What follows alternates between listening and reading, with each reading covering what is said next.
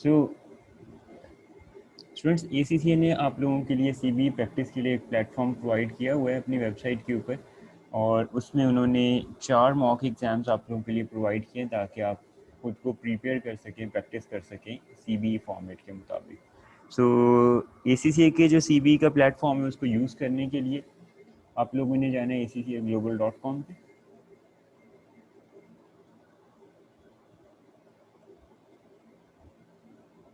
और उसके बाद आप लोगों ने जाना है यहाँ पे स्टूडेंट्स के अंदर आएंगे स्टडी सपोर्ट रिसोर्सेज में। उसके बाद यहाँ पे आप आ जाएंगे ACCA क्वालिफ़िकेशन के अंदर।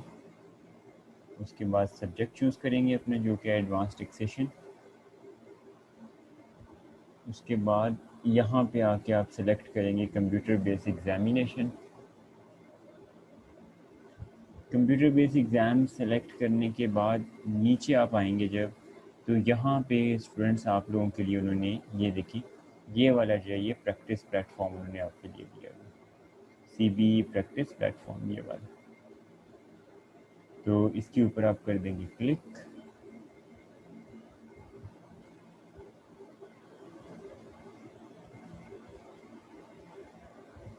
जैसे ही आप इसके ऊपर क्लिक करेंगे तो नीचे आप देखेंगे कि उन्होंने आपके लिए यहाँ पे आके आप वेरिएंट सेलेक्ट करेंगे। हम यूके टैक्सेशन पढ़ रहे हैं, तो ये देखें जैसे ही आप यूके वेरिएंट सेलेक्ट करेंगे तो उन्होंने आपके लिए 4 जो है वो मॉक एग्जाम्स सैम्पल पेपर्स रखे होंगे। हम जाते हैं दिसंबर 18 पे।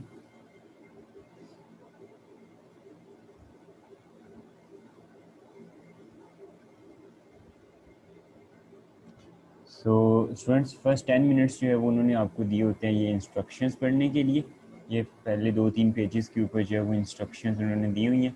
सो रिकमेंडेड अप्रोच यही है कि आप पहले से ये जो रिकमेंडेशंस हैं और ये जो सारी उन्होंने सजेशंस दी हुई हैं आपके लिए, रूल्स बताए हुए हैं, सो इंस्ट्रक्शंस जो है ना वो आप पहले से पढ़ के जाएँ तो बेहतर है।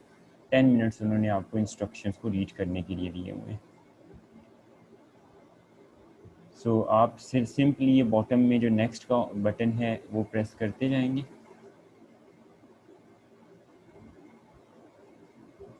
ये देखिए यहाँ पे जब आप नेक्स्ट प्रेस करते जाएंगे तो यहाँ पे आएगा are you ready to begin your exams. जैसे आप इस पर क्लिक करेंगे तो ना तो आपका 3 घंटे 15 मिनट का जो टाइम है एग्ज़ाम्स का वो स्टार्ट हो जाएगा।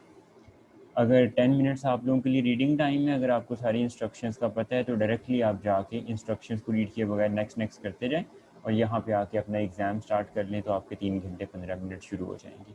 अदरवाइज़ अगर आप इंस्ट्रक्शंस पढ़ रहे हैं सो जैसे ही आपके 10 मिनट्स कंप्लीट होंगे ऑटोमेटिकली आपके जो है ना एग्ज़ाम स्टार्ट हो जाएगा। 3 घंटे 15 मिनट का जो टाइम है वो स्टार्ट हो जाएगा। यहाँ पे चूँकि अभी हम प्रैक्टिस कर रहे हैं स्टूडेंट्स, तो यहाँ पे उन्होंने जो है वो आपका ये वाला जो प्रैक्टिस प्लेटफॉर्म है ये टाइम्ड नहीं है। इसमें उन्होंने जो है वो टाइम की लिमिटेशन नहीं रखी। एग्ज़ाम में 3 आवर्स 15 मिनट्स का जो है वो टाइम एलोकेटेड होगा। एनीवेज यहाँ पे हम करते हैं प्रेस यस।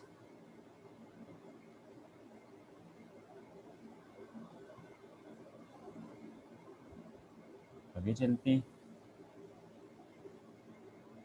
तो ये जी आपका एग्ज़ाम हो गया स्टार्ट। सो ये क्वेश्चन नंबर 1 है। यहाँ पे बॉटम में ना नेविगेटर की ऑप्शन उन्होंने आपको दी हुई है। नेविगेटर की ऑप्शन में जैसे ही आप आएंगे तो ये आपके 4 क्वेश्चन हैं। जिस क्वेश्चन पे आप क्लिक करेंगे आप उस क्वेश्चन के ऊपर मूव कर सकते हैं। तो नेविगेटर से आपने जो है वो क्वेश्चंस के ऊपर स्विच करना है। ये top right top left corner के ऊपर सिंबल्स हैं। यहाँ से आपने ये पाउंड वगैरह के करेंसी के डिफरेंट साइंस अगर ऐड करने तो यहाँ से कर सकते हैं। क्वेश्चन पेपर के ऊपर लिखने की ऑप्शन आपके पास नहीं है, हाईलाइट वगैरह कर सकते हैं। और इसके साथ साथ ये जो है ना स्क्रैच पैड उन्होंने आपके लिए दिया है। रफ जो है ना वो लिखना है तो आप स्क्रैच पैड पे लिख सकते हैं। लेकिन जो स्क्रैच पैड है ये जो है वो एग्ज़ाम्स के लिए मार्क्स के लिए काउंट नहीं होगा। या ये जो है ना स्क्रैच पैड का मतलब ये है कि आप वैसे ही क्वेश्चन पढ़ते हुए कोई चीज़ आपने मार्क करनी है, याद रखने के लिए लिखनी है, स्क्रैच पैड पे लिख सकते हैं। आपको जो है वो ऑफलाइन कैलकुलेटर, आप अपना कैलकुलेटर यूज़ करना चाहें तो आपके पास फिज़िकल कैलकुलेटर जो है वो आप यूज़ कर सकते हैं। अदरवाइज़ ये ऑन स्क्रीन कैलकुलेटर भी आपके पास अवेलेबल है। जैसे ही आप कैलकुलेटर पे क्लिक करेंगे तो आपके पास जो है वो कैलकुलेटर आ जाएगा। सो सिंबल्स हैं, हाइलाइटर है, स्ट्राइक थ्रू के ऑप्शन है। स्ट्राइक थ्रू मीन्स टेक्स्ट कोई कट करना चाहे, आपको लगता है कोई एक्स्ट्रा टेक्स्ट है, सो टेक्स्ट को सिलेक्ट करें, जिस तरह ये टेक्स्ट को सिलेक्ट करें। अगर आप हाइलाइटर पे जाके इसको इस तरह से हाईलाइट कर देंगे तो ये हाईलाइट हो जाएगा। और इसी तरह अगर आप टेक्स्ट को सिलेक्ट करते हैं और स्ट्राइक थ्रू पे जाके स्ट्राइक थ्रू प्रेस कर देते हैं तो ये उसके ऊपर लाइन लगा देगा।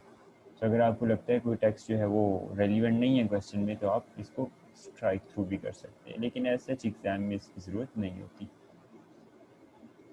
उसके बाद ये हमारा स्टूडेंट्स ये वाला जो इसने दिया हुआ है, ये वाला जो पोर्शन दिया हुआ है, ये क्वेश्चन का इंट्रोडक्शन होता है।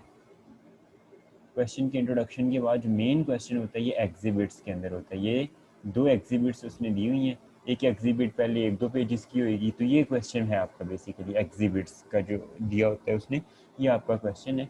तो जैसे ही आप इसके ऊपर क्लिक करेंगे तो आप देखेंगे यहाँ पे आपका क्वेश्चन ओपन हो जाएगा। अभी मैं आप लोगों के साथ एक क्वेश्चन भी सॉल्व करूँगा। तो इस तरह से जो है वो आपका क्वेश्चन एग्जिबिट 1 जो है 2 पेजेस पे, जैसे आप इस पर क्लिक करेंगे तो ओपन हो गया। एग्जिबिट 2 पे अगर आप आते हैं तो जैसे आप इसको क्लिक करेंगे तो आपका जो भी 1 या 2 पेजेस की एग्जिबिट 2 है तो वो भी ओपन हो जाएगी। उसके बाद जो नेक्स्ट है वो रिक्वायरमेंट्स होती हैं। जैसे आप रिक्वायरमेंट पे क्लिक करेंगे तो रिक्वायरमेंट्स आपके सामने ओपन हो जाएंगी सारी की सारी इस क्वेश्चन से रिलेटेड जो है। सो ये स्टूडेंट्स याद रखिएगा, ये सारे का सारा जो डाटा है ना ये सिर्फ एक क्वेश्चन से रिलेटेड है। ये जितना डाटा होगा ये सारे का सारा जब हम क्वेश्चन नंबर 1 पे हैं तो यहाँ पे सारे का सारा जो डाटा है वो क्वेश्चन नंबर 1 से रिलेटेड है। इसी तरह अब क्वेश्चन को सॉल्व करने के लिए स्टूडेंट्स आपके पास नीचे उन्होंने 2 ऑप्शंस दी हुई हैं। नंबर 1 वर्ड प्रोसेसर की ऑप्शन दी हुई है। तो स्टूडेंट्स आपने वर्ड प्रोसेसर के ऊपर, बड़ा सिंपल सा वर्ड प्रोसेसर है, यहाँ पे आपने हर चीज़ करनी है टाइप यहाँ पे। और अगर आपने वो कैलकुलेशन वगैरह करनी है तो कैलकुलेशन के 2 तरीके हैं। नंबर 1 इधर लिख दो वर्किंग नंबर 1, इधर लिख दो वर्किंग नंबर 1 और इधर से आप जो है ओपन करें स्प्रेडशीट। स्प्रेडशीट पे आप क्लिक करेंगे तो आपके सामने जो है वो स्प्रेडशीट ओपन हो जाएगी।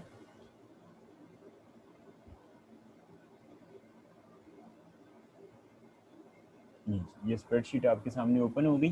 तो अगर आप एक्सेल के ऊपर एक्सेल में अच्छे हैं तो आप अपने वर्ड जो है ना, मेन आपका जो डॉक्यूमेंट है वो वर्ड डॉक्यूमेंट है, मेनली आपने इस वर्ड डॉक्यूमेंट को यूज़ करना है। सो वर्ड डॉक्यूमेंट पे आप सारी एक्सप्लेनेशन वगैरह लिख रहे हैं और बीच में कोई कैलकुलेशन आ गई तो वर्ड डॉक्यूमेंट में रेफ़र करें वर्किंग नंबर 1। और आप अपनी स्प्रेडशीट के ऊपर जब आप आएंगे तो स्प्रेडशीट के ऊपर आके आप यहाँ पे वर्किंग नंबर 1 रेफ़र करें। इसी तरह से वर्किंग 1 यहाँ पे आप रेफ़र करेंगे और जहाँ पे जो भी आपकी वर्किंग होएगी वो आप कर लेंगे। तो अगर आप जो है ना वो एक्सेल यूज़ करना चाह रहे हैं तो ज़रूर करें, यहाँ पे जो है ना हर चीज़ आप इधर ही कैलकुलेट कर लेंगे। अदरवाइज़ स्टूडेंट्स ऑल्टरनेटिव ऑप्शन आपके पास क्या है कि यहाँ पे इधर से यहाँ से आके आप टेबल इंसर्ट करें। इस तरह से टेबल इंसर्ट करें। यहाँ पे फॉर एग्जांपल आप लिखना चाह रहे हैं गेन या लॉस कैलकुलेट करना चाह रहे हैं तो यहाँ पे लिखें डिस्पोजल प्रोसीड्स जितने की भी है, सपोज 5000 पाउंड्स की है, इसके नीचे लिखें इसकी कॉस्ट। कॉस्ट जो है वो आपके पास है 2000 पाउंड्स की, तो यहाँ पे आपके पास आ जाएगा कैपिटल गेन।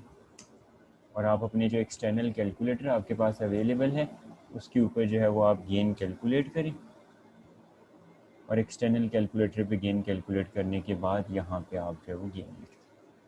तो अगर आप वर्ड पे करना चाह रहे हैं, एक्सटर्नल कैलकुलेटर फिजिकल कैलकुलेटर आपके पास होगा, तो अगर आप जो है वो नॉर्मल जिस तरह से आप पेपर पे कैलकुलेशंस करते हैं तो उसकी जगह पे टाइप करें, टेबल इंसर्ट करें, एक्सटर्नल कैलकुलेटर के ऊपर जो है वो कैलकुलेशन करें, यहाँ पे जो है वो ऐड करते जाएँ। सो एक ऑप्शन आपके पास ये है।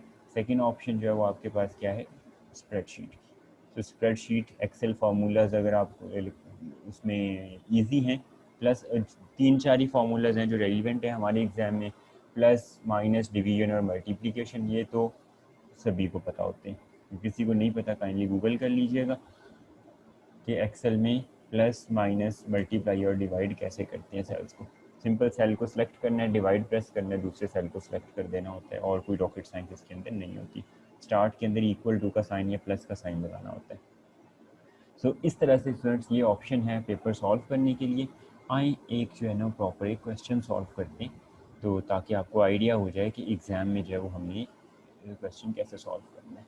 इससे इसी एग्ज़ाम का ये हमारे पास दिसंबर 2018 का जो है वो क्वेश्चन है और इसका हम क्वेश्चन नंबर 2 सॉल्व करते हैं अभी। हाँ जी, देखते हैं कि आपने जो है वो एग्ज़ाम में क्वेश्चन को किस तरह से सॉल्व करना है।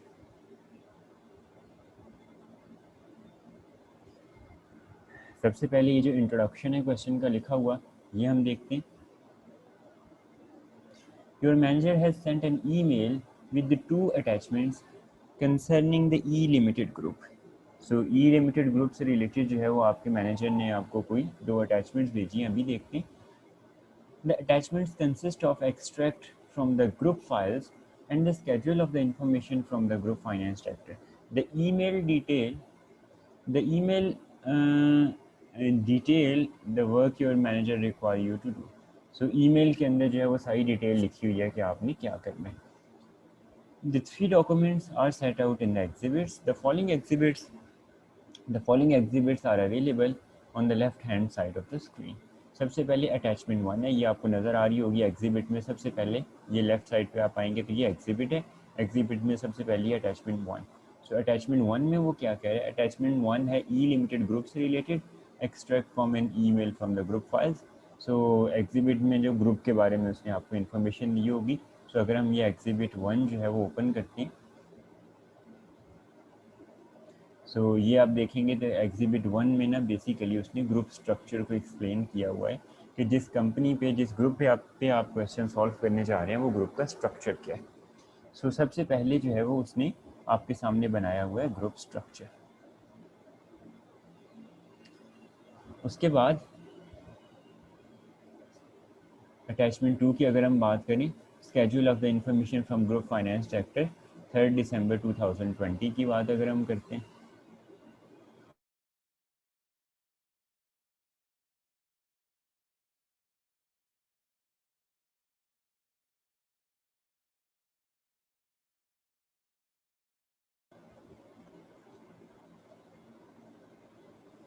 ग्रुप फाइनेंस डायरेक्टर ने इस कंपनी के बारे में जो है ना फर्दर कोई इन्फॉर्मेशन आपको दी हुई है। तो स्केड्यूल नंबर 2 के अंदर जो है वो फर्दर पहले में स्ट्रक्चर है, स्केड्यूल 2 के अंदर जो है वो इन्फॉर्मेशन है। ये देखिए ग्रुप की कंपनीज का कितना प्रॉफिट है, क्या जो है वो कितना गेन है, कितना लॉस है, कितना ट्रेडिंग प्रॉफिट है, इनकम और गेन्स की डिटेल स्केड्यूल अटैचमेंट 2 में बताई हुई है। An extract of an email from your manager, आपके मैनेजर ने आपको ईमेल किया, क्योंकि आप सभी को पता है स्टूडेंट्स कि जो ए पार्ट के क्वेश्चंस होते हैं, ए पार्ट के क्वेश्चंस के अंदर जो है जो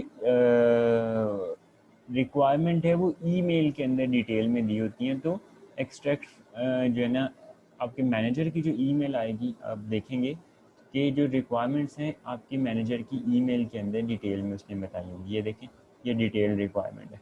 please carry out the work as requested in the email from please carry out the following work in respect of the E Limited Group। E Limited Group से रिलेटेड ये जो कुछ उसने कहा हुआ है, 3 रिक्वायरमेंट्स हैं उसकी, तो ये हम लोगों ने सॉल्व करनी है। आइए सबसे पहले हम पढ़ते हैं अपनी मेन रिक्वायरमेंट पर। अगर हम आते हैं तो ये देखें, ये रिक्वायरमेंट है और ये मेन रिक्वायरमेंट है, 25 मार्क्स एलोकेटेड है। सो सबसे पहले अगर हम मेन रिक्वायरमेंट पे आते हैं, prepare notes as request in the email from your manager. आपके मैनेजर ने ईमेल के अंदर जो कुछ भी कहा हुआ है वो बना के देना है हमने इसको। बिल्कुल ठीक है जी, बनाते हैं, अभी बनाते हैं। सबसे पहली रिक्वायरमेंट है relief available in respect of the H limited. Capital H limited का कैपिटल लॉस है, इस कैपिटल लॉस की वजह से हमें कितना रिलीफ मिलेगा, हमने कैपिटल लॉस के रिलीफ से रिलेटेड डिस्कशन करनी है। क्या क्या करना है वो हमें मैनेजर की ईमेल में पता चल जाएगा। सो ये स्टूडेंट्स हमारा जो है वो इस क्वेश्चन का ए पार्ट है। मैंने वर्ड प्रोसेसर ओपन किया, इधर से ये लाइन मैंने की कॉपी, यहाँ पे आके कंट्रोल वी से पेस्ट नहीं होगा, आपने ये वाला जो ऑप्शन है पेस्ट का, इस पर आके कर देना है क्लिक।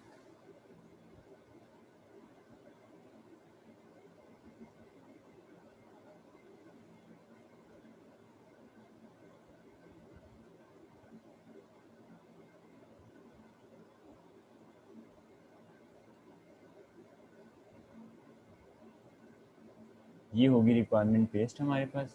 सो हम लोग ये है वो ये रिक्वायरमेंट सॉल्व करेंगे सबसे पहले कि एच लिमिटेड जो है वो कंपनी जो है वो उसका जो कैपिटल लॉस है उसका ट्रीटमेंट क्या है। इसको बोल्ड कर दें ताकि ज़रा आइडिया रहे आप लोगों को कि आपकी मेन है।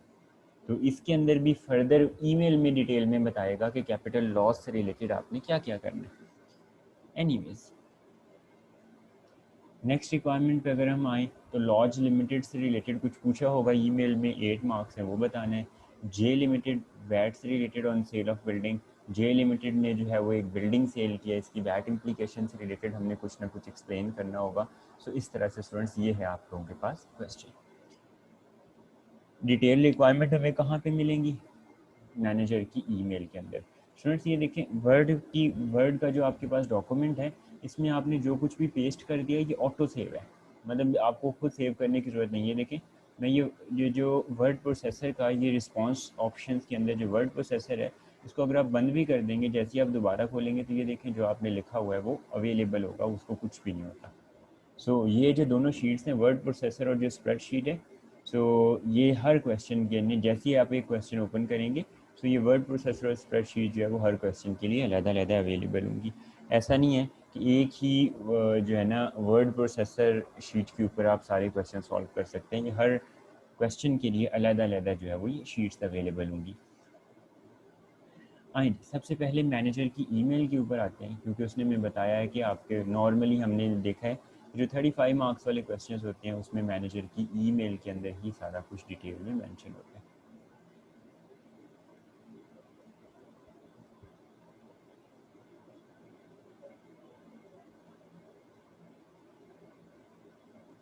सो ये जो विंडो है स्टूडेंट्स, आप इसको अपनी मर्ज़ी के मुताबिक इसका साइज़ जो है वो एडजस्ट कर सकते हैं।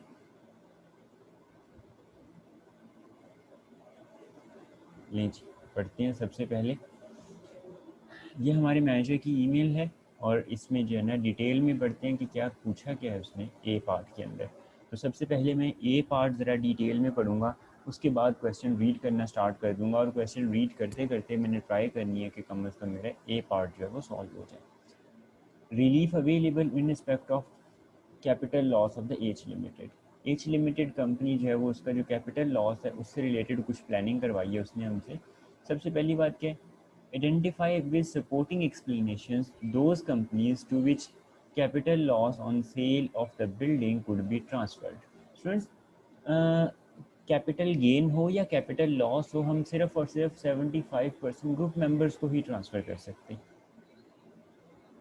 कैपिटल गेन हो या कैपिटल लॉस हो, तो उसने यहाँ पे क्या पूछा है हमसे कि ये जो कैपिटल लॉस है ये कौन कौन सी कंपनीज को ट्रांसफ़र हो सकता है। तो हमने बेसिकली उसने हमसे पूछा हुआ है कि ग्रुप मेंबर्स कौन कौन से, such that group cash flow position could be improved. Note all of the companies note all of the companies in the group apart from F Limited are required to pay corporation tax in quarterly installments. F limited के अलावा सारी की सारी जो companies हैं ये installments के अंदर टैक्स पे कर रही हैं।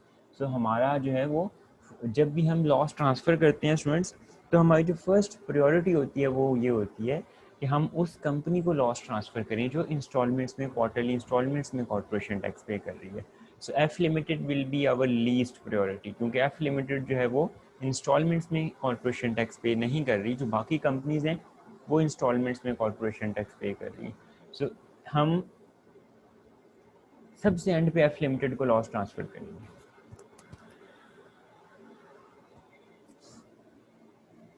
पहले बाकी कंपनीज को लॉस ट्रांसफ़र करेंगे। This will be true regardless of how the capital loss on sale of the building is relieved। कह रहे हैं जी कि जैसे मर्जी आप जो है वो इसको लॉस ट्रांसफ़र कर सकते हैं, लेकिन ऊपर उसने बता दिया कि हमने कैश पोजीशन को भी इम्प्रूव करना। सो जर्नल जो है वो प्लानिंग क्या होती है कि हम उन कंपनीज़ को सबसे पहले लॉस ट्रांसफ़र करेंगे जो क्वार्टरली इंस्टॉलमेंट्स में टैक्स पे कर रही हैं। तो अब एफ लिमिटेड के अलावा तो सारी ही कंपनीज जो है वो क्वार्टरली इंस्टॉलमेंट्स में कॉर्पोरेशन टैक्स पे कर रही हैं, तो हम देख लेंगे किसी भी एक कंपनी को हम लॉस ट्रांसफ़र कर सकते हैं। तो यहाँ पे स्टूडेंट्स पहला जो है ना हमारा पहला काम जो है, इस रिक्वायरमेंट का जो पहला काम है वो हमने क्या बताना है उसको, 75% ग्रुप मेंबर्स कौन कौन से,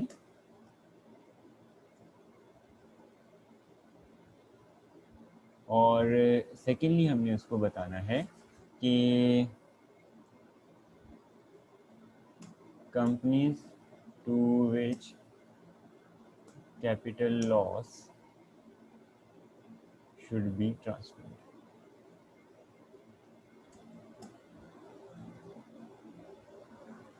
कौन कौन सी जो कंपनीज हैं उनको हम कैपिटल लॉस ट्रांसफ़र कर सकते हैं। सो बेशक आप जो है ना इस तरह रिक्वायरमेंट्स के अंदर ही लिख लिया करो कि आपको कोई इन्फॉर्मेशन प्रॉपर मिले, तो रफ जो है वो भी आप वर्ड शीट में ही लिख लिया करो। बाद में जो उसको जब जैसे जैसे आप क्वेश्चन करते जाएं बाद में बेशक डिलीट कर दिया तो आप इसी के अंदर ही लिख लिया करो। नेक्स्ट जो हमारे पास रिक्वायरमेंट है वो क्या है, on the assumption that whole of the capital loss is transfer to J limited. कह रहे जी कि सारे का सारा जो कैपिटल लॉस है वो हम कौन सी कंपनी को ट्रांसफ़र कर रहे हैं, जे लिमिटेड को। ठीक है, so whole of the capital loss is transfer to J limited. इसको मैंने सेलेक्ट किया और इधर से आके कर दिया मैंने इसको highlight. Calculate the quarterly payments of the corporation tax due on 14th of Jan 2021। हमने क्या कैलकुलेट करके देने, क्वार्टरली पेमेंट जो ड्यू है ऑन 14th of January 2021। इस डेट तक जो भी क्वार्टरली पेमेंट्स ड्यू हैं वो हमने एक है या दो है वो बतानी है।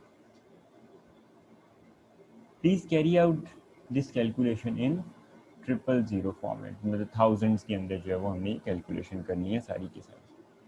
ठीक है, जैसे स्पेसिफिकली बता दिया हमें तो बिल्कुल हम करेंगे।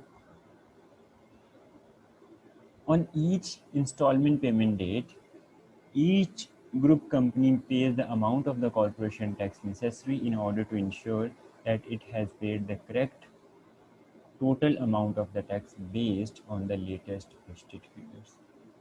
क्योंकि देखिएगा स्टूडेंट्स, कॉरपोरेशन टैक्स जब हम इंस्टॉलमेंट्स में पे कर रहे होते हैं ना, तो हम एस्टिमेटेड कॉरपोरेशन टैक्स की बेस के ऊपर इंस्टॉलमेंट्स पे कर रहे होते हैं।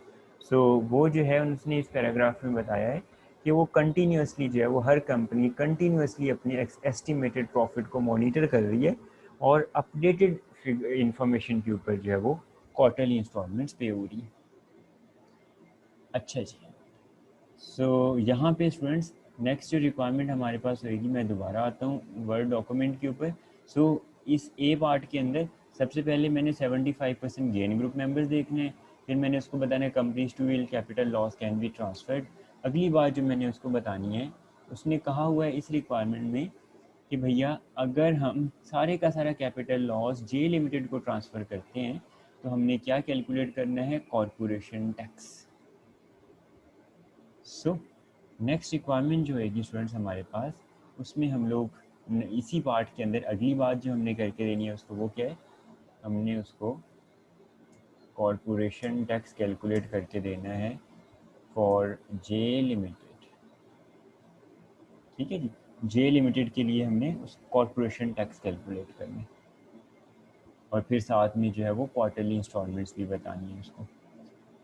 नेक्स्ट जो है वो explain the potential advantage of the E limited of entering into the group payment arrangement of the corporation tax.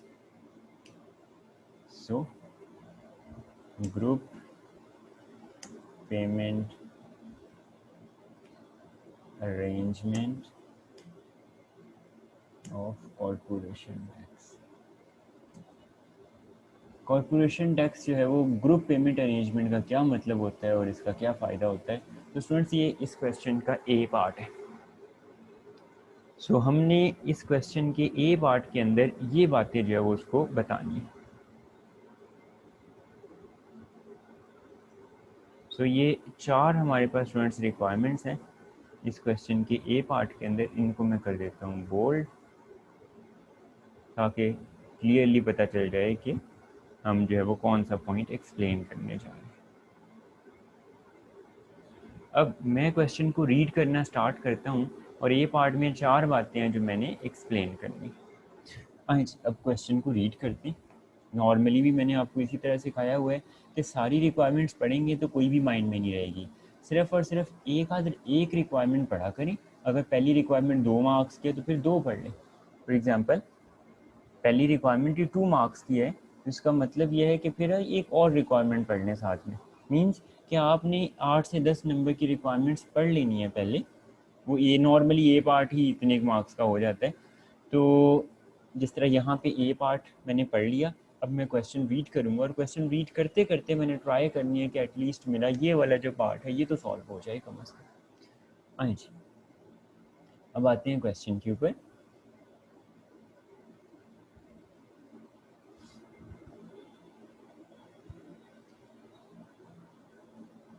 Attachment 1। अभी मैंने आपके सामने क्या खोला हुआ था? अभी मैंने आपके सामने ये थर्ड एग्जिबिट्स में जो थर्ड डॉक्यूमेंट खोला हुआ था, extract from an email from your manager. ये रही आपकी एग्जिबिट्स और इसमें मैंने ये थर्ड डॉक्यूमेंट ये वाला खोला हुआ था, ये वाला। अभी क्वेश्चन स्टार्ट से रीड करना स्टार्ट करते हैं और क्वेश्चन कहाँ से शुरू हो रहा है? सबसे पहले डॉक्यूमेंट से, अटैचमेंट 1।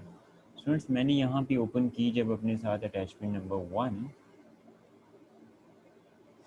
सो यहाँ पे अगर आप देखेंगे ग्रुप स्ट्रक्चर जो है, तो आप सभी को पता है कि कैपिटल लॉस जो है वो कौन कौन सी कंपनीज़ को ट्रांसफ़र हो सकता है? 75% गेन ग्रुप मेंबर्स को। कैपिटल लॉस जो है वो सिर्फ और सिर्फ 75% गेन ग्रुप मेंबर्स को ट्रांसफ़र हो सकते हैं और किसी कंपनी को जो है वो लॉस ट्रांसफ़र नहीं हो सकता। और हमारी अगर हम जो है वो वर्ड का डॉक्यूमेंट दोबारा से खोलते हैं तो पहली बात हमने ग्रुप मेंबर्स ही देखने हैं कि इस ग्रुप में कौन कौन से मेंबर्स हैं। पहले हम ग्रुप मेंबर्स को एक्सप्लेन करेंगे और उसके बाद जब हम ये देख चुके कि ग्रुप में कौन कौन सी कंपनीज़ को लॉस ट्रांसफ़र हो सकते हैं, तो फिर हम यहाँ पे एट द एंड आके उसको सजेस्ट करेंगे कि हमें कैश पोजीशन को बेहतर बनाने के लिए कौन सी कंपनीज़ को लॉस ट्रांसफ़र करना चाहिए। अच्छा, तो स्टूडेंट्स 75% गेन ग्रुप बनता कैसे? तो यहाँ पे हम सबसे पहले थोड़ा सा इसको एक्सप्लेन कर लेंगे। 75% gain group can be formed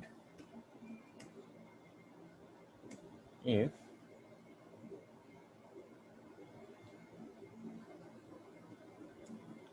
75% main holding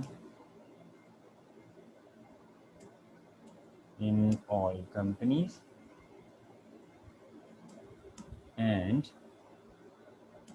in case of subsidiary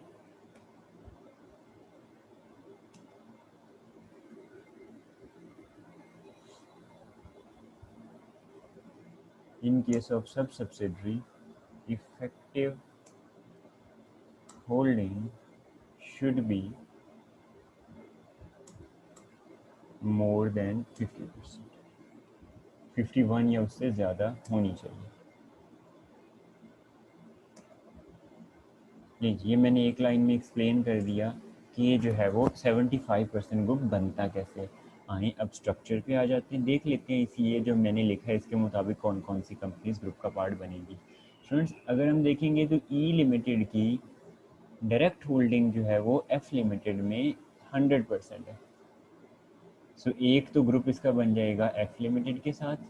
फिर ये देखिए जी लिमिटेड के साथ जो है वो इसका ग्रुप नहीं बनेगा।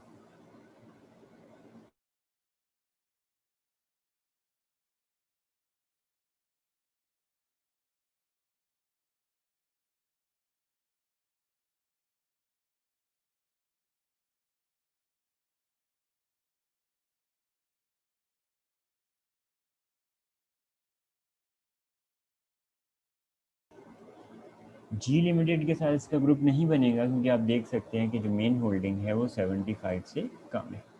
इसी तरह एच लिमिटेड के साथ ग्रुप बनेगा, मेन होल्डिंग 75 से कम है, डायरेक्ट सब्सिडरी है ये। जे लिमिटेड के साथ भी इसका ग्रुप बनेगा क्योंकि मेन डायरेक्ट होल्डिंग 75 से ज़्यादा है। ये देखिए आई लिमिटेड के साथ ग्रुप नहीं बनेगा क्योंकि डायरेक्ट मेन होल्डिंग जो है वो 75% से कम है। सो कौन कौन सी कंपनीज निकल गई?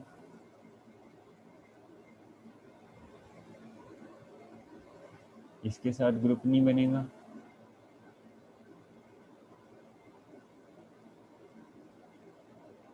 इसके साथ ग्रुप नहीं बनेगा, इसके साथ भी ग्रुप नहीं बनेगा। और अगर हम देखेंगे ये देखिए एग्जैक्ट 75% होल्डिंग है। अब मेन होल्डिंग तो 75% से ज़्यादा है, स्टूडेंट्स मुझे बताइएगा 75 का 80% लेके आंसर कितना आता है? अगर आप 75 का 80% लेंगे तो आंसर कितना आएगा? मोर देन 50 ही आएगा, आई गेस, आई बिलीव 60%। तो 75 का अगर आप 80% लेंगे तो आंसर कितना आएगा? 60। सो यहाँ पे जो इफेक्टिव होल्डिंग है के लिमिटेड के अंदर, मेन होल्डिंग 75 है, इफेक्टिव मोर देन 50 है, तो इसका मतलब ये है कि जी और आई के अलावा सारी कंपनीज का जो है वो ग्रुप बन जाएगा। ठीक है जी। सो यहाँ पे हम लिखेंगे 75% gain group can be formed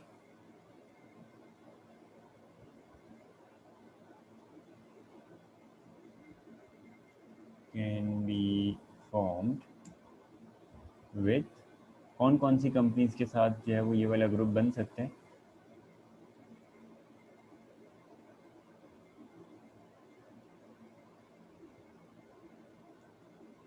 सबसे पहले तो अल्टीमेट पेरेंट कंपनी की बात कर लेते हैं, ई लिमिटेड, उसके बाद एफ लिमिटेड, उसके बाद एच लिमिटेड, उसके बाद जे लिमिटेड, उसके बाद के लिमिटेड। स्टूडेंट्स ये कंपनीज हैं जिनका आपस में ग्रुप बनेगा, E limited, F limited, H limited, J limited, K limited.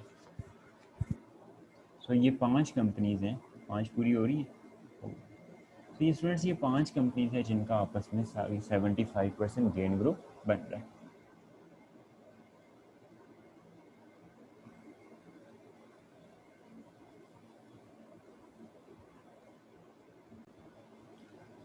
आगे चलती, all 7 companies are UK resident trading companies. ये रेलिवेंट इन्फॉर्मेशन है क्योंकि अगर कोई कंपनी ओवरसीज़ कंपनी होती तो उसको हम लॉस ट्रांसफ़र नहीं कर सकते। ओवरसीज़ कंपनीज ग्रुप का पार्ट तो होती हैं लेकिन उनको कोई भी गेन या लॉस ट्रांसफ़र नहीं हो सकता। F Limited was incorporated and began trading on 1st December 2020। ठीक है, जो F Limited है ये 1st December 20 को इनकॉर्पोरेट हुई और इसी डेट पर उसने बिजनेस स्टार्ट किया। There has been no other changes to the ownership of the group for many years। बस ये एक चेंज है, इसके अलावा ग्रुप में कोई चेंज नहीं आया। सो स्टूडेंट्स ये था हमारे पास अटैचमेंट 1, इस क्वेश्चन का जो है वो पहला पेज। आए इस क्वेश्चन के नेक्स्ट पेज के ऊपर मूव करते हैं। वर्ड डॉक्यूमेंट को मैं करता हूँ थोड़ा सा साइड पे और यहाँ पे आके मैं आता हूँ अटैचमेंट 2 पे।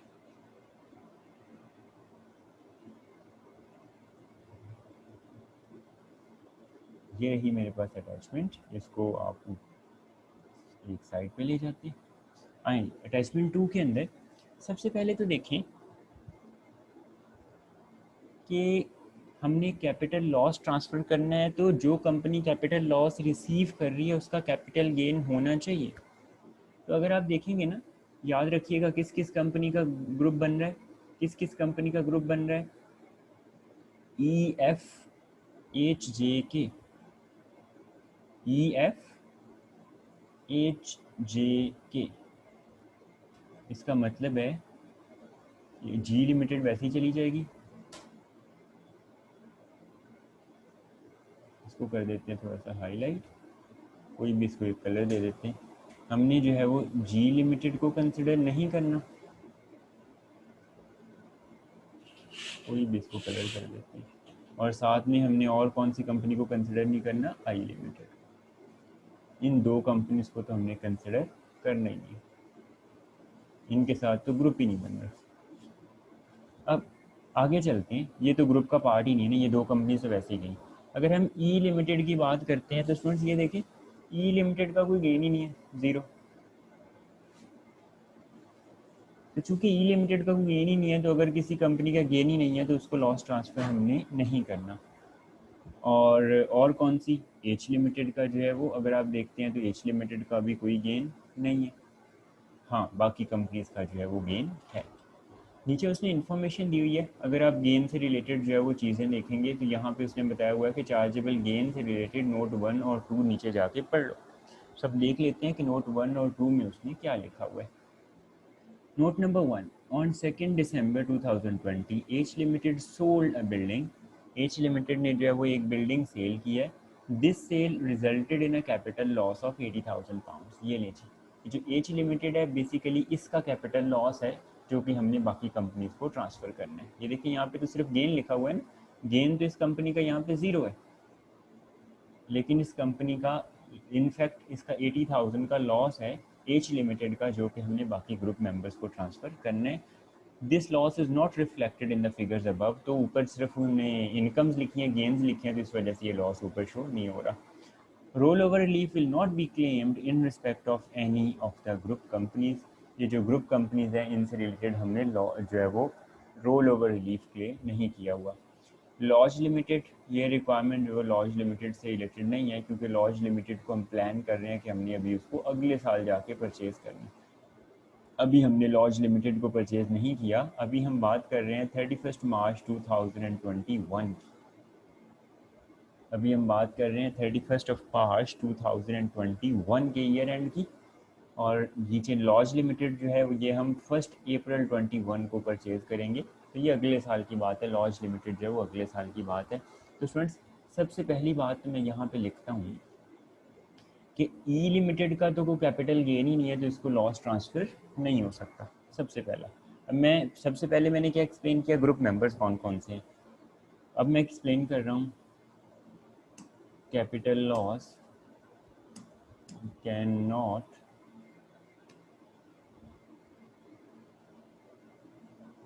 be transferred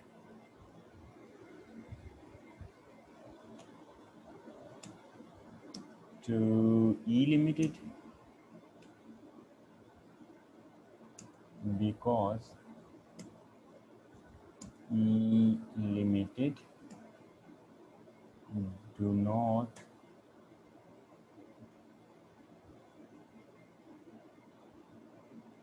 have capital gain. क्योंकि ई लिमिटेड का जो कैपिटल गेन है ही नहीं, तो ई लिमिटेड को जो है वो हमें लॉस ट्रांसफ़र नहीं करना. पहली बात. दूसरी बात स्टूडेंट्स, अगर हम क्वेश्चन पे दोबारा आएँ तो उसने ना हमें एक बात बताई हुई थी कि सारी की सारी कंपनी जब वो इंस्टॉलमेंट्स में टैक्स पे कर रही हैं सिवाय किसके. देखिए ईमेल फॉर्म मैनेजर पे दोबारा अगर हम आते हैं तो यहाँ पे उसने बताया हुआ था all of the companies in the group apart from F Limited are required to pay corporation tax in installments. तो जो कंपनीज इंस्टॉलमेंट्स में कॉर्पोरेशन टैक्स पे कर रही हैं उनको पहले लॉस ट्रांसफ़र करेंगे हम, फिर जो है वो हम आएंगे एफ लिमिटेड में. सो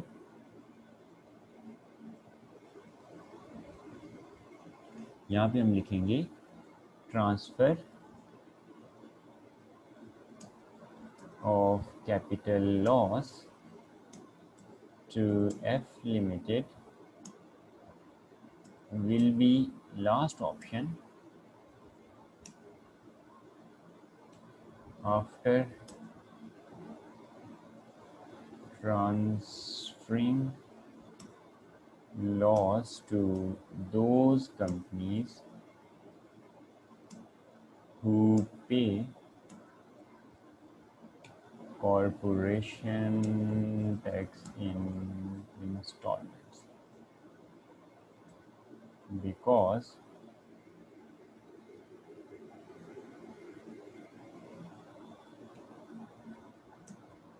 as per manager email, F Limited do not pay corporation tax in installments. F limited जो है वो चूँकि कॉर्पोरेशन टैक्स इंस्टॉलमेंट्स में पे नहीं कर रही, तो एफ लिमिटेड को हम सबसे एंड पे जो है वो कैपिटल लॉस ट्रांसफ़र करेंगे. ठीक है जी. सो अटैचमेंट 2 पे दोबारा आते हैं जहाँ पे उसने स्ट्रक्चर दिया हुआ है. सो यहाँ पे हमने कौन कौन सी कंपनीज को कर दिया कैंसिल. हमने ई लिमिटेड को कैंसिल कर दिया क्योंकि ई लिमिटेड का वो कैपिटल गेन ही नहीं है. इसको हम कर देते हैं येलो. ई लिमिटेड को ट्रांसफ़र नहीं करना और एफ़ लिमिटेड को हमने लॉस ट्रांसफ़र नहीं करना है क्योंकि एफ़ लिमिटेड जो है वो कॉर्पोरेशन टैक्स इंस्टॉलमेंट में पे नहीं कर रही. पीछे बची कौन कौन सी कंपनीज. एच लिमिटेड का तो लॉस है, एच लिमिटेड का ही तो लॉस हमने ट्रांसफ़र करना है। पीछे कौन कौन सी कंपनीज बची, जे लिमिटेड और के लिमिटेड। अब दोनों का अगर आप देखेंगे ना, तो जे लिमिटेड लॉस टोटल कितने, बॉटम में अगर आप आके देखते हैं तो लॉस टोटल कितने हैं, 80,000 का। तो जे लिमिटेड को भी लॉस ट्रांसफ़र हो सकता है और के लिमिटेड को भी पूरा लॉस ट्रांसफ़र हो सकता है, जिसको मर्जी कर लो। दोनों ही कंपनीज जो है वो इंस्टॉलमेंट्स के अंदर कॉर्पोरेशन टैक्स पे कर रही हैं। जिस भी कंपनी को लॉस ट्रांसफ़र करो आपका दिल जिसको चाहता है। सो यहाँ पे हम उसको बताएंगे capital loss should be transferred to J limited और के लिमिटेड। जे लिमिटेड और के लिमिटेड में से किसी एक कंपनी को हम लॉस ट्रांसफ़र कर सकते हैं, सेम जो है वो टैक्स इम्प्लीकेशंस होंगी। तो अगली रिक्वायरमेंट इस पार्ट की हमने यहाँ पे लिखी हुई है, हमने दोबारा पढ़ लेते हैं। हम आते हैं रिक्वायरमेंट पे, extract from an email from your manager. जो हमने ये एग्जिबिट्स में थर्ड डॉक्यूमेंट जो है ये हमारे मैनेजर की ईमेल है। सो यहाँ पे उसने लास्ट रिक्वायरमेंट में लिखा हुआ है on the assumption that whole of the capital loss is transfer to J limited. सारे का सारा जो लॉस है वो हमने ट्रांसफ़र किया है कौन सी कंपनी को, जे लिमिटेड को। तो जे लिमिटेड का कॉर्पोरेशन टैक्स कैलकुलेट करो, अभी करते हैं, मसला ही नहीं।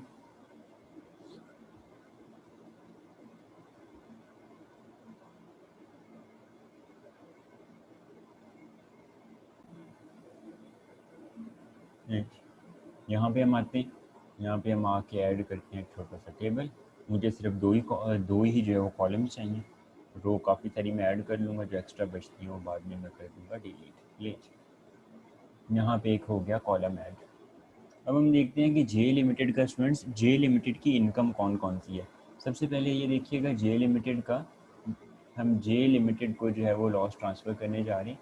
सबसे पहले जे लिमिटेड का है ट्रेडिंग प्रॉफिट,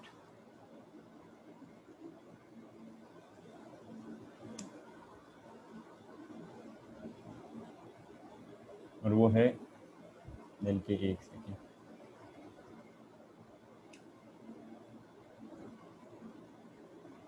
इधर पाउंड का साइन ऐड करते हैं, और साथ में उसने क्वेश्चन में हमें कहा हुआ है कि आपने सारा कुछ जो है वो 000 फॉर्मेट में करना है। तो यहाँ से साइन सिंबल में जाके पाउंड का साइन लगाते हैं, इंसर्ट, ये पाउंड का साइन आ गया और यहाँ पे लिख देते हैं 000। तो ये क्वेश्चन हमने सॉल्व करना है 000 फॉर्मेट में। सबसे पहले ट्रेडिंग प्रॉफिट 530, इसके अलावा क्या है, कंपनी का कैपिटल गेन है,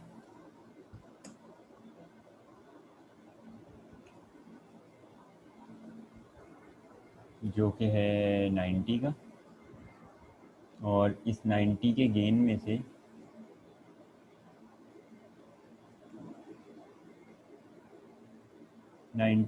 में से हम लेस क्या करवाएंगे, एच लिमिटेड का कैपिटल लॉस। कैपिटल लॉस जो कि है एच लिमिटेड से ट्रांसफ़र हुआ, माइनस का साइन लगाएं और यहाँ पे लिख दें 80 पाउंड। ये कंपनी का आ जाएगा टैक्सेबल टोटल प्रॉफिट, क्योंकि क्यूसीडी कोई है नहीं।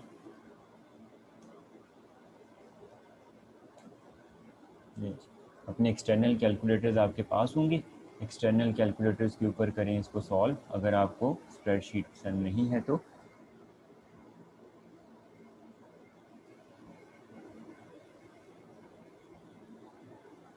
सो 530 प्लस 90 माइनस 80, ठीक। सो यहाँ पे स्टूडेंट्स जो आंसर आएगा that would be 540। Taxable total profit company का कितने हैं, 540, और कॉरपोरेशन टैक्स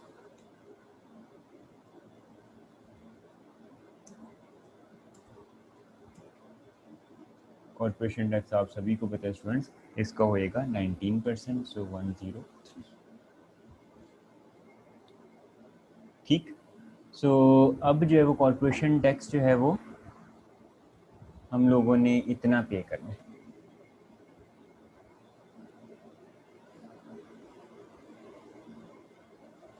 सो यहाँ तक जो है वो क्वेश्चन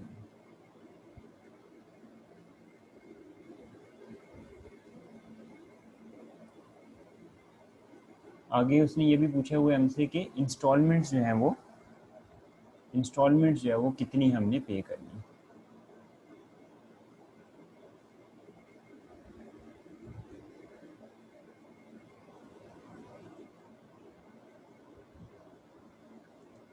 अच्छा, रिक्वायरमेंट पे अगर हम एक दफ़ा दोबारा आती, ये है जी extract from an email from your manager, third document है हमारे पास। उसने कहा जी कि 14 जैन 2021, ये अगर आप देखें ना 14 जैन 21 तक जो भी इंस्टॉलमेंट्स हैं, स्टूडेंट्स क्वार्टरली इंस्टॉलमेंट्स की डेट क्या होती है? ईयर एंड के बाद मंथ नंबर 7 को एक इंस्टॉलमेंट जाती है, फिर मंथ नंबर 10 की 14 को एक इंस्टॉलमेंट जाती है। तो स्टूडेंट्स हमारा ईयर एंड क्या है? हमारा ईयर एंड क्या है इस क्वेश्चन के अंदर? मार्च। इस क्वेश्चन के अंदर ईयर एंड है हमारा 31 मार्च 21। अब फर्स्ट इंस्टॉलमेंट्स कौन सी डेट तक हमने इंस्टॉलमेंट बतानी है? 14 जनवरी तक। तो स्टूडेंट्स फर्स्ट इंस्टॉलमेंट कब जाएगी?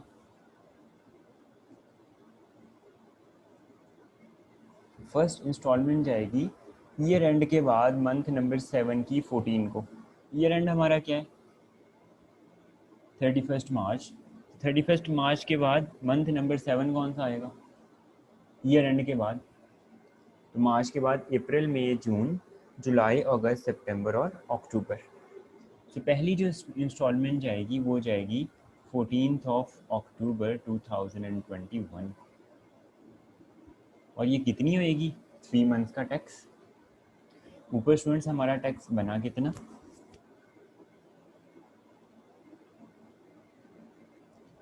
103 मल्टीप्लाइड बाई 3 डिवाइडेड बाई 12। तो ये इतनी अमाउंट की फर्स्ट इंस्टॉलमेंट जाएगी। और उसके बाद स्टूडेंट्स सेकंड इंस्टॉलमेंट जो जाएगी, सेकंड इंस्टॉलमेंट कितनी अमाउंट की जाएगी? वो भी सेम अमाउंट की। और डेट कौन सी होएगी? मंथ इस फर्स्ट इंस्टॉलमेंट के 3 महीने के बाद। फर्स्ट इंस्टॉलमेंट अक्टूबर में जा रही है, तो अक्टूबर के बाद नवंबर, दिसंबर और जनवरी। सो 14 जैन 2022।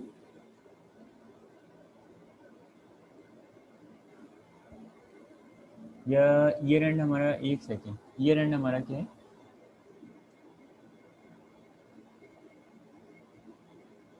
लेट मी चेक, एक सेकेंड। अगर हम अटैचमेंट 2 पे आए तो 31 मार्च 21 ही है ना।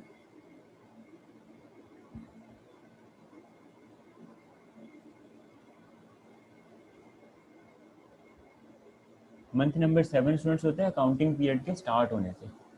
सो अगर हमारा ईयर एंड है 31 मार्च 2021, तो ये स्टार्ट कब हुआ होगा? अप्रैल में।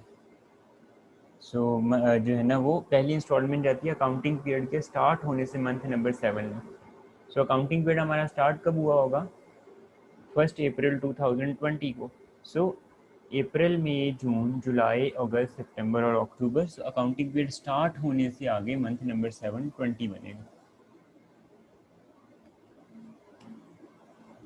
सो पहली इंस्टॉलमेंट जाएगी 14 अक्टूबर 2020 और सेकंड इंस्टॉलमेंट जाएगी 14 जनवरी 2021। और ये भी जाएगी 103 मल्टीप्लाइड बाई 3 डिवाइडेड बाई 12।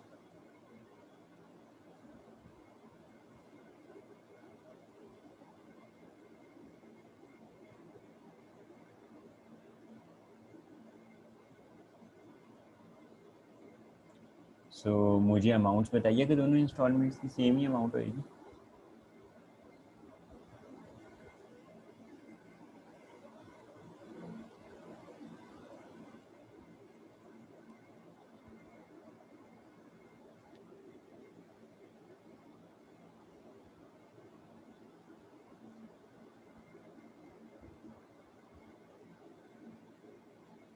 25.75। ठीक है। सो 25.75 इस डेट पे और 25.75 नेक्स्ट है हमारे पास इसी क्वेश्चन की नेक्स्ट रिक्वायरमेंट है ग्रुप पेमेंट अरेंजमेंट, कि ग्रुप पेमेंट अरेंजमेंट का जो है वो फ़ायदा स्टूडेंट्स क्या होता है। हम यहाँ पे स्टूडेंट्स सिंपली एक्सप्लेन करेंगे।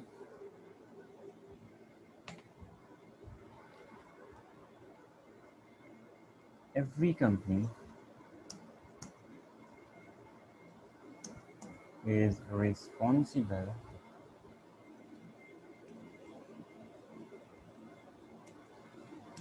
For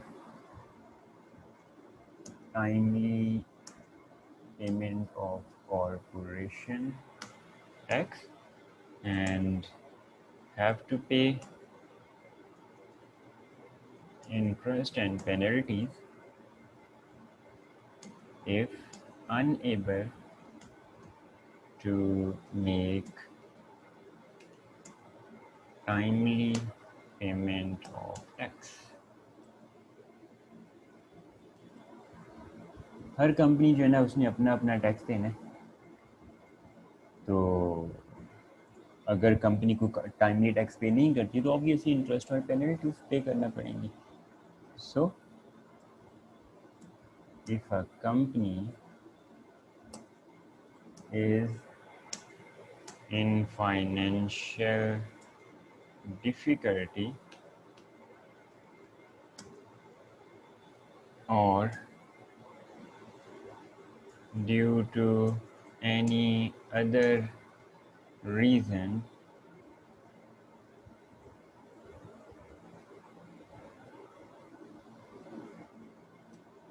unable to pay tax, so have to face penalties,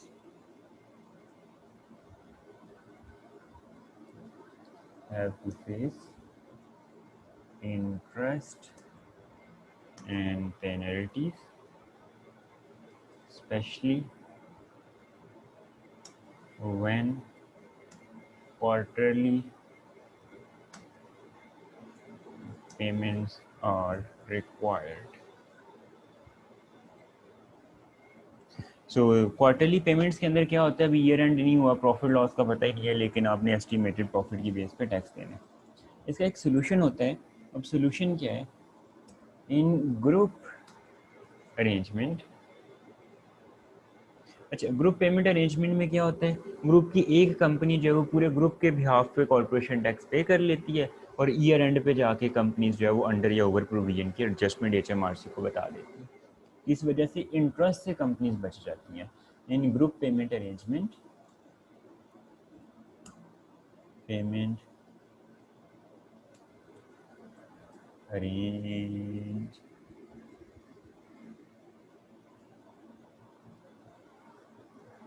one group company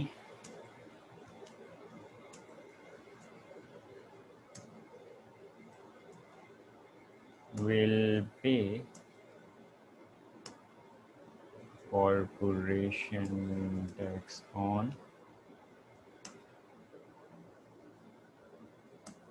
behalf of full group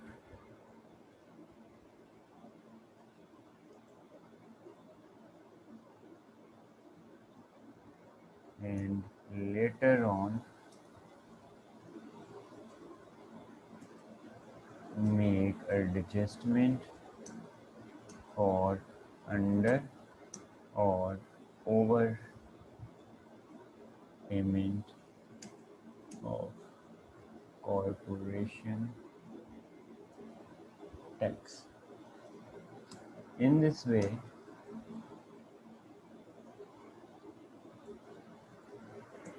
group companies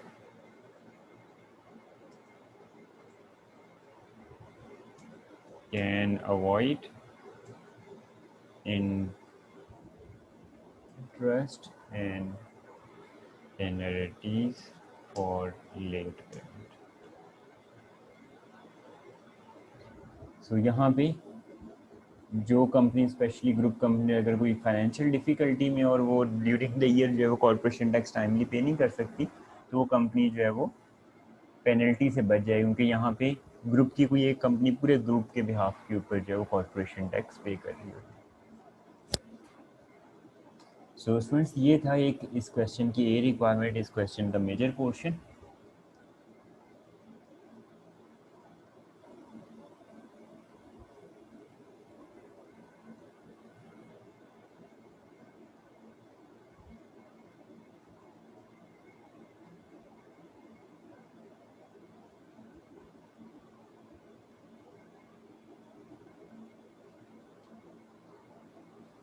अगली रिक्वायरमेंट पे मूव करती हैं, वापस आती हैं।